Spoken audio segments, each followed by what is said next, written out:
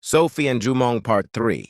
He stared for a moment, then closed his eyes again, briefly. A smile touched his lips.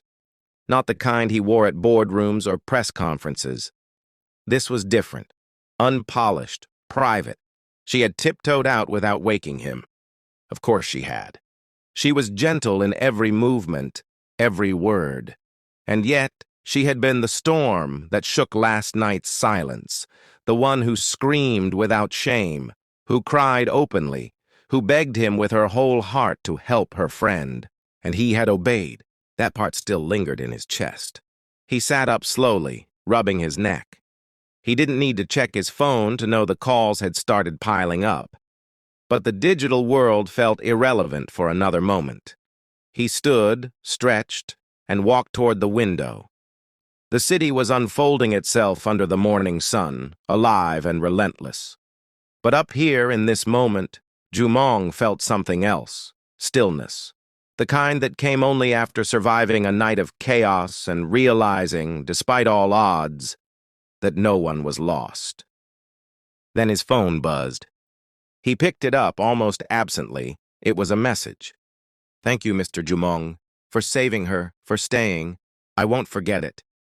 He read it twice. The corners of his mouth lifted again, and this time he let himself feel it. Downstairs. Sophie held her phone a little too tightly after sending the message. The elevator doors had just closed behind her. Gina was awake, smiling faintly, and the nurse had told her breakfast would arrive soon. But Sophie's stomach was in knots. She replayed the way he had looked asleep. Calm, still, unreachable. Then she remembered how his voice had cut through the panic like steel wrapped in velvet. How he'd carried Gina like she weighed nothing. How he'd told her to look at him and believe that Gina would live. He hadn't just helped. He had commanded life to pause for them. And now the world was beginning again. She returned to the room where Gina lay propped up against pillows, sipping warm tea. Sophie tried to smile, but her chest felt heavier than before. "You disappeared on me," Gina said softly. Sophie blinked. "I just needed air." Gina studied her for a moment. "He's not what I expected." Sophie didn't answer right away. She sat beside the bed and poured herself tea. Her hands shook slightly. Gina continued, her voice warm but curious. "Do you know who he is?" Sophie nodded slowly. "A businessman." Gina gave a soft, knowing laugh. "No, he's the businessman." Sophie looked up. "I've worked at the hotel for now 2 years," Gina said, "and he's come in a few times a year. Always the same, no eye contact. He sits with his back to the room staring out the window. We're told not to speak unless spoken to. Most of us never even saw his face." Sophie wondered. "Really?" "I served him once," Gina continued, her smile tinged with memory. "He never looked at me, not once. Not even when I accidentally spilled water near his glass. He just stayed silent, distant. Some girls used to joke he was either blind, royalty, or had no soul." Sophie laughed softly. "That's dramatic." Gina shrugged. "Maybe. But tell me this. How did you get him to drive you? To stay? To, what, sleep in the same room?" Sophie's cheeks flushed. "It wasn't like that." "Oh, I know," Gina said quickly. "But still, he stayed. I heard the nurses whispering. He never stays." She paused. "So tell me, Soph, what did you say to him?" "I didn't say anything special," Sophie whispered. "I just asked." Gina's voice softened even more.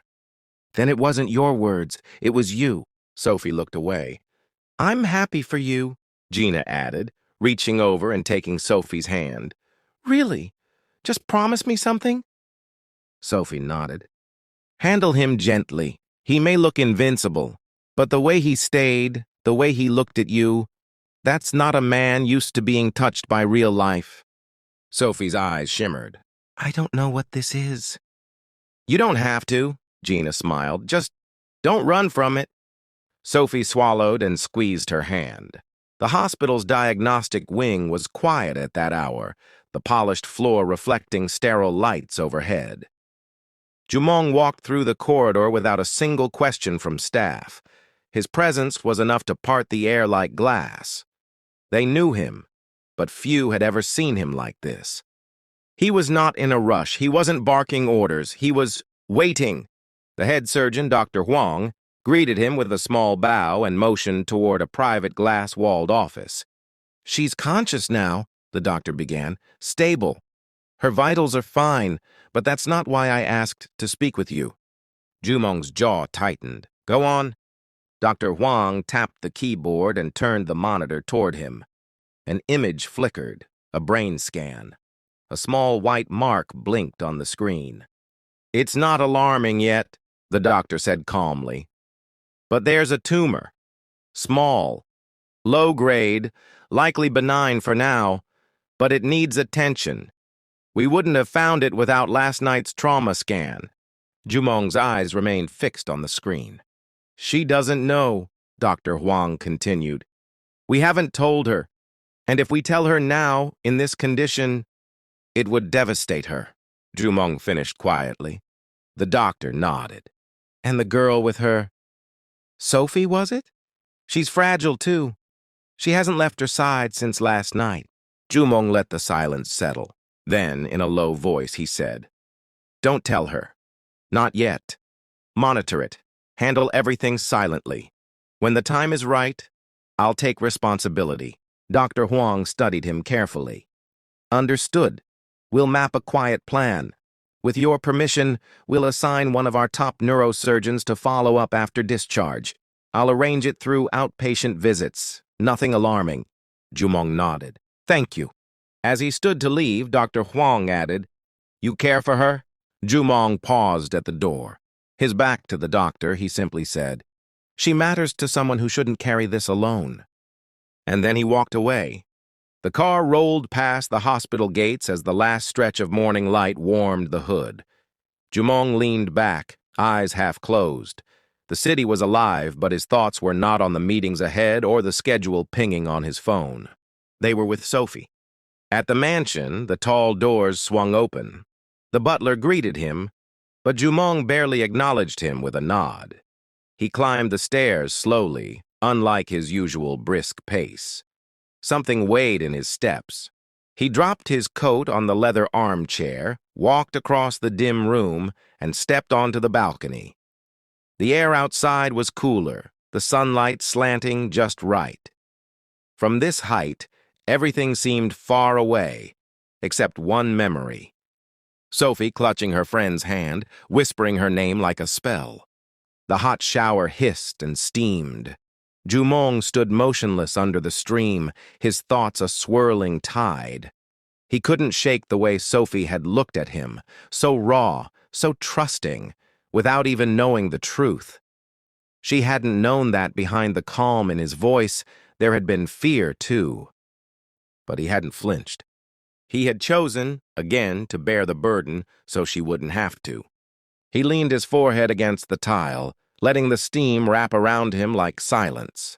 When he returned to the bedroom, the phone was buzzing. His assistant had forwarded his itinerary for Dubai. Flight at 8 p.m., contracts, meetings, important people. But none of it mattered just yet. Jumong dried his hands and glanced at the phone. Still no new messages. Then, as if she'd heard his thoughts, "We just got home. She's resting. I'm making her something warm. Thank you again for everything." He read it slowly, then again. The smallest smile tugged at his lips, quiet, undeniable. At precisely 6 p.m., the black car waited in the driveway. His suitcase was packed, coat pressed and ready. Jumong stepped out of the house with his usual composure, but something inside him had shifted. The villa behind him glowed faintly in the dusk, but its walls no longer felt like solitude. They felt like a memory of who he had been before her, before Sophie.